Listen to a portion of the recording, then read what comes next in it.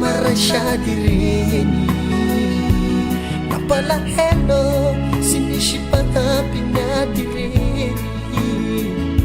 imama sikivy fa mivavakandro amanany sy mbakitraka amin'ny fiteza izy ndrenizay nalaniny ray agny mamanody izahozaha vao tena kamboty mama landrandray velobaro sovita shasy mandrakizay alahelo safakapo safakagnaty heverinay matory hanaondre maty vitanao mama sy hadimo ny fahafatesanao da sy mampino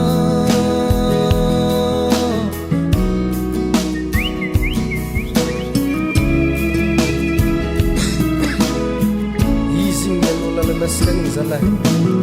fahanareo zoky zao miray sady renina zanjinareo ka mahereza no sady maheza mifanaraka amin'ny fianakavia fa imama tahesika na amin'ny sarotro na amin'ny mora mama malahelo zahay navelanao sady sy misy ray iloza ho avy nene sy magnambara fa raha ny fantatry mialoha sy nalefanay anao mama ikinasha sikalata tamini fisingerengan ni tanateraanawe fisiazulavi ifandahara putonzangahari simbanandrashany andro pafafateo avohanao drananay misaotranareo hava napahery nataonareo anay zalahy sy very tombondalagna anazy 17 agostra tatararasy taminay mianakavy alahelo safakapo safakagnaty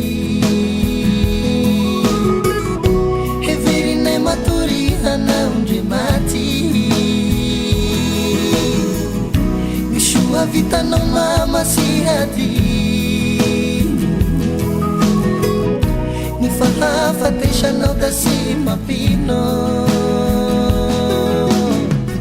alahelo safakapo safakagnaty